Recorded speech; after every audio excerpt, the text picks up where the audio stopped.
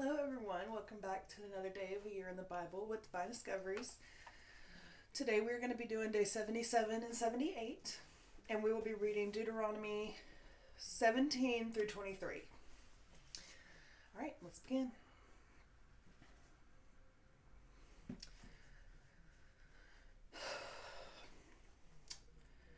Do not sacrifice to the Lord your God an ox or a sheep that has any defect or flaw in it, for that would be detestable to him. If a man or woman living among you in one of the towns of the Lord gives you is found doing evil in the eyes of the Lord your God, in violation of his covenant, and contrary to my command, has worshipped other gods, bowing down to them or to the sun or the moon or the stars in the sky, and this has been brought to your attention, then you must investigate it thoroughly. If it is true and it has been proved that this detestable thing has been done in Israel, take this man or woman who has done this evil deed to your city gate and stone that person to death. On the testimony of 2 or 3 witnesses, a person is to be put to death. But no one is to be put to death on the testimony of only one witness.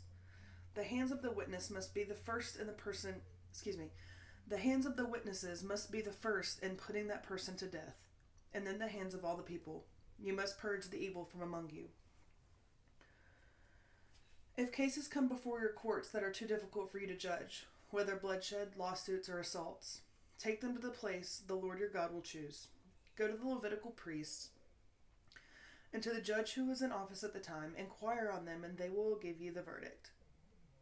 You must act according to the decisions they give you at the place the Lord will choose. Be careful to do everything that they instruct you to do. Act according to whatever they teach you and the decisions that they give you. Do not turn aside from what they will tell you to the right or to the left. Anyone who shows contempt for the judge or for the priest who stands ministering there to the Lord, your God, is to be put to death. You must purge the evil from Israel. All the people will hear and be afraid, and will not be contemptuous again. When you enter the land the Lord your God is giving you and have taken possession of it and settled in it, and you say, "Let us set a king over all of us and all the nations around us," be sure to appoint over you a king the Lord your God chooses. He must be from among your fellow Israelites. Do not place a foreigner over you who is not an Israelite. The king, moreover, must not acquire great numbers of horses for himself, or make the people return to Egypt to get more of them. For the Lord has told you, you are not to go back that way again. He must not take many wives, or his heart will be led astray. He must not accumulate large amounts of silver and gold. When he takes the throne of his kingdom, he is to write for himself on a scroll a copy of this law, taken from that of the Levitical priest. It is to be with him, and he is to read it all the days of his life, so that he may learn to revere the Lord his God and follow carefully all the words of this law and these decrees, and not consider himself better than his fellow Israelites, and turn from the law to the right or to the left. Then he and his descendants will reign a long time over the kingdom of Israel. The Levitical priests, indeed, the whole tribe of Levi, are to have no allotment or inheritance with Israel. They shall live on the food offerings presented to the Lord, for that is their inheritance. They shall have no inheritance among their fellow Israelites. The Lord is their inheritance, as he promised them. This is the share due the priest from the people who sacrifice a bull or a sheep, the shoulder, the internal organs, and the meat from the head. You are to give them the first fruits of your grain, new wine and olive oil, and the first wool from the shearing of your sheep. For the Lord your God has chosen them and their descendants out of all of your tribes, and stand and minister in the Lord's name always. If a Levite moves from one of your towns anywhere in Israel where he is living, and comes in all earnestness to the place the Lord will choose, he may minister in the name of the Lord his God, like all his fellow Levites who serve there in the presence of the Lord. He is to share equally in their benefits, even though he has received money from the sale of the family possessions. When you enter the land your God is giving you, do not learn to imitate the detestable ways of the nations there. Let no one be found among you who sacrifices their son or daughter in the fire, who practices divination or sorcery, interprets omens, engages in witchcraft or casts spells, or who is a medium or spiritist who consults the dead. Anyone who does these things is detestable to your Lord. Because of these same detestable practices, the Lord your God will drive out the nations before you. You must be blameless before the Lord your God. The nations you will dispossess, listen to those who practice sorcery or divination. But as for you, the Lord your God has not permitted you to do so. The Lord your God will raise up for you a prophet like me from among you. From your fellow Israelites, you must listen to him. From this is what you asked the Lord of your God at Horeb on the day of the assembly, when you said, "Let us not hear the voice of the Lord our God, nor see this great fire any more, or we will die." The Lord said to me, "What they say is good. I will raise up for them a prophet like you from among their fellow Israelites, and I will put my words in his mouth. He will tell them everything I command him. I myself will call to account anyone who does not listen to my words that the prophet speaks in my name. But a prophet who presumes to speak in my name anything that I have not commanded, or a prophet who speaks in the name of other gods, is to be put to death." You may say to yourselves, "How can we know when a message has not been spoken by the Lord?" If what a prophet proclaims in the name of the Lord does not take place or come true, that is a message the Lord has not spoken. The prophet has spoken presumptuously, so do not be alarmed. When the Lord your God has destroyed the nations whose land he is giving you, and when you have driven them out and settled in their towns and houses, then set aside for yourselves 3 cities in the land the Lord your God is giving you to possess. Determine the distances involved and divide into 3 parts the land your Lord your God is giving you as an inheritance, so that a person who kills someone may flee for refuge to one of those cities. This is the rule concerning anyone who kills a person and flees there for their safety. Anyone who kills a neighbor unintentionally without malice afterthought. For instance, a man may go into the forest with his neighbor to cut wood, and as he swings his axe to fell a tree, the head may fly off and hit his neighbor and kill him. That man may flee to one of these cities and save his life. Otherwise, the avenger of blood might pursue him in a rage, overtake him if the distance is too great, and kill him even though he is not deserving of death, since he did it to his neighbor without malice afterthought. This is why I command you to set aside for yourself 3 cities. If the Lord your God enlarges your territory as he promised on oath to your ancestors, and gives you the whole land he promised to them, because you carefully follow all these laws I command you today, to love the Lord your God and to walk always in obedience to him, then you are to set aside 3 more cities. Do this so that innocent blood will not be shed in your land, which the Lord your God is giving you as your inheritance, and so that you will not be guilty of bloodshed. But if out of hate someone lies in wait, assaults and kills a neighbor, and then flees to one of those cities, the killer shall be sent for by the town elders, be brought back from the city, and be handed over to the avenger of blood to die. Show no pity. You must purge Israel from the guilt of shedding innocent blood, so that it may go well with you. Do not move your neighbor's boundary stones set up by your predecessors in the inheritance you receive in the land the Lord your God is giving you to possess. One witness is not enough to convict anyone accused of any crime or offense that they may have committed. A matter must be established by the testimony of 2 or 3 witnesses. If a malicious witness takes the stand to accuse someone of a crime, the 2 people involved in the dispute must stand in the presence of the Lord before the priests and the judges who are in office at the time. The judges must make a thorough investigation, and if the witness proves to be a liar, giving false testimony against a fellow Israelite, then do to the false witness as that the witness intended to do to the other party. You must purge the evil from among you. The rest of the people will hear of this and be afraid, and never again will such an evil thing be done among you. Show no pity. Life for life, eye for eye, tooth for tooth, hand for hand, foot for foot. When you go to war against your enemies and see the horses and chariots and an army greater than yours, do not be afraid of them, because the Lord your God, who brought you up out of Egypt, will be with you. And when you are about to go into battle, the priest shall come forward and address the army. He shall say, "Hear, Israel, today you are going into a battle against the enemies. Do not be faint-hearted or afraid. Do not panic or be terrified by them. For the Lord your God is the one who goes with you to fight for you against your enemies to give you victory." The officers shall say to the army, "Has anyone built a new house and not yet begun to live in it? Let him go home, or he may die in battle and someone else may begin to live in it. Has anyone planted a vineyard and not begun to enjoy it? Let him go home, and he may die in battle and someone else enjoy it.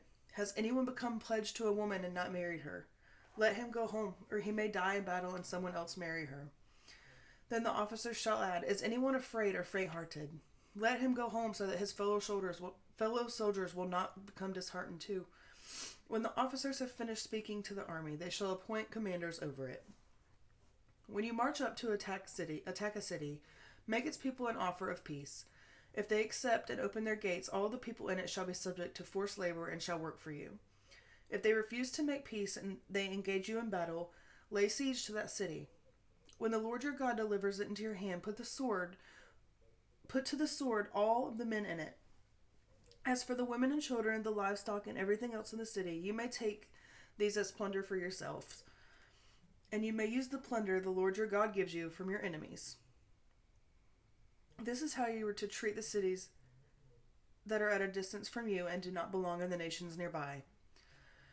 However, in the cities of the nations that the Lord your God is giving you as an inheritance, do not leave alive anything that breathes. Completely destroy them. The Hittites, the Amorites, Canaanites, Perizzites, Hivites, and Jebusites, as the Lord your God has commanded you. Otherwise they will teach you to follow all the detestable things they do in worshiping their gods, and you will sin against the Lord your God. When you lay siege to a city for a long time, fighting against it to capture it, do not destroy its trees by putting an axe to them, because you can eat their fruit. Do not cut them down. Are the trees people that you should besiege them? However, you may cut down trees that you know were not fruit trees and use them to build siege works until the city at war with you falls. If someone is found slain, lying in a field in the land that the Lord your God is giving you to possess, and it is not known who the killer was, your elders and judges shall go out and measure the distance from the body to the neighboring towns. Then the elders of the town nearest the body shall take a heifer that has never been worked on and has never worn a yoke, and lead it down to a valley that has not been plowed or planted, and where there is a flowing stream. There in the valley they are to break the heifer's neck. The Levitical priest shall step forward, for the Lord your God has chosen them to minister and pronounce blessings in the name of the Lord, and to decide all cases of dispute and assault. Then all the elders in the town nearest to the body shall wash their hands over the heifer whose neck was broken in the valley, and they shall declare, our hands did not shed this blood, nor did our eyes see it done. Accept this atonement for your people Israel, whom you have redeemed, Lord, and do not hold your people guilty of the blood of an innocent person. Then the bloodshed will be atoned for, and you will have purged from yourselves the guilt of shedding innocent blood, since you have done what is right in the eyes of the Lord. When you go to war against your enemies, and the Lord your God delivers them into your hands, and you take captives, if you notice among the captives a beautiful woman and are attracted to her, you may take her as your wife. Bring her into your home and have her shave her head, trim her nails, and put aside the clothes she is wearing when captured. After she has lived in your house and mourned her father and mother for a full month, then you may go to her and be her husband, and she shall be your wife. If you are not pleased with her, let her go wherever she wishes. You must not sell her or treat her as a slave, since you have dishonored her. If a man has 2 wives, and he loves one but not the other, and both bear him sons, but the firstborn is the son of the wife he does not love, when he wills his property to his sons, he must not give the rights of the firstborn son to the wife. He must not give the rights of the firstborn son of the wife he loves in preference to his actual firstborn son, the son of the wife he does not love. He must acknowledge the son of his unloved wife as the firstborn by giving him a double share of all that he has.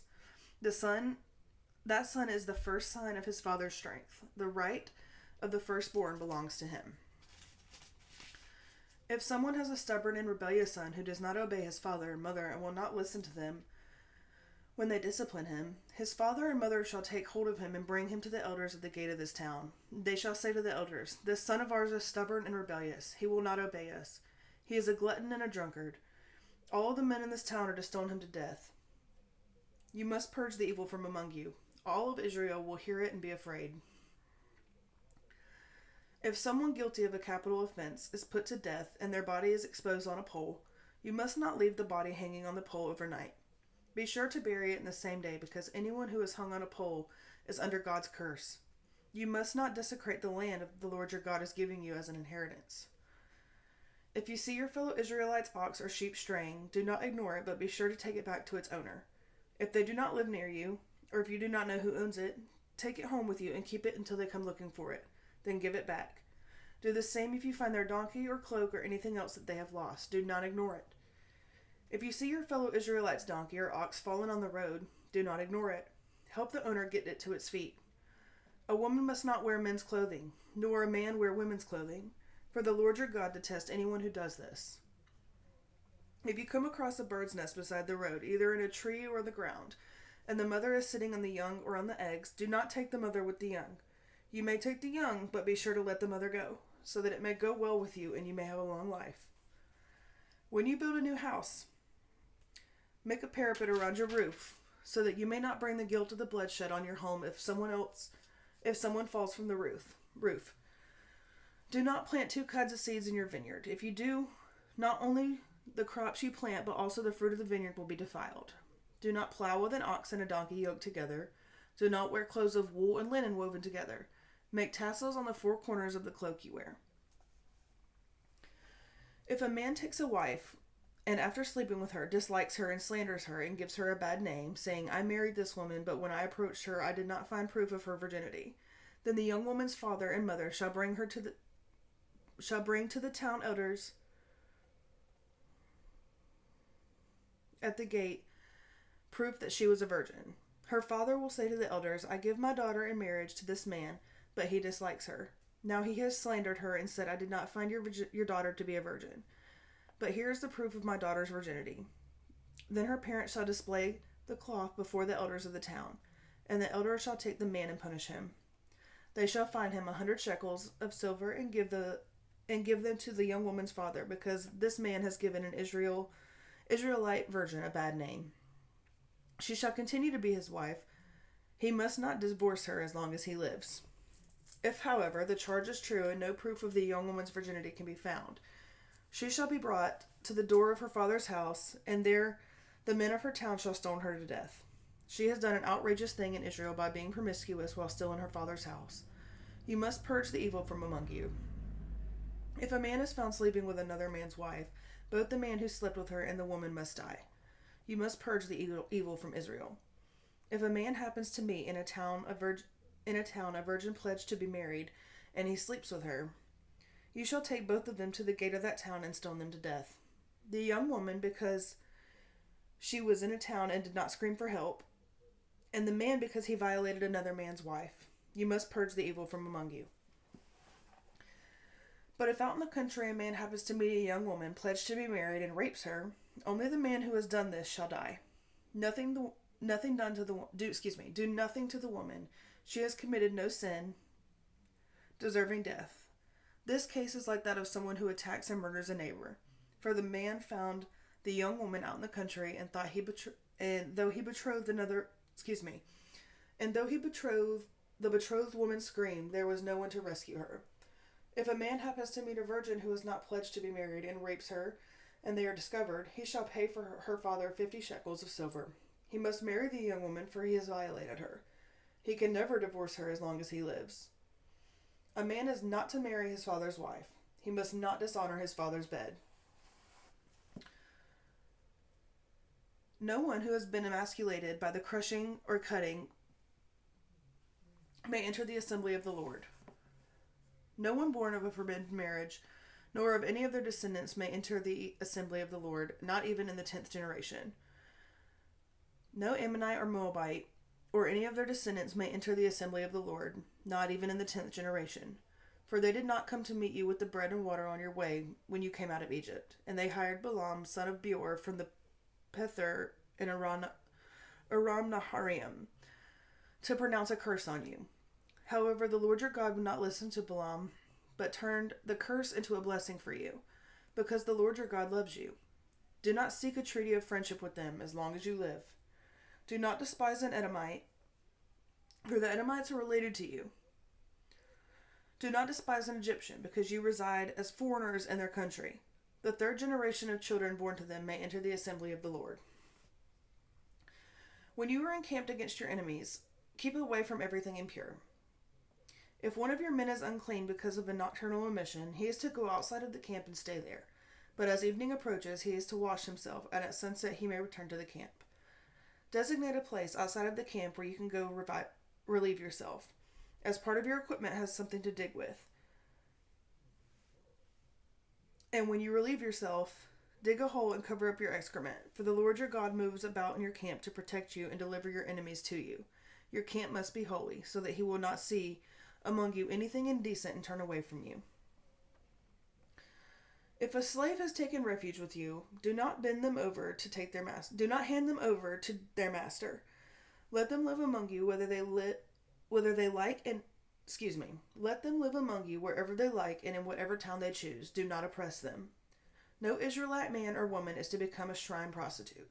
You must not bring the earnings of a female prostitute or of a male prostitute into the house of the Lord your God and pay any vow, because the Lord your God detests them both. Do not charge a fellow Israelite interest, whether on money or food or anything else that may earn interest.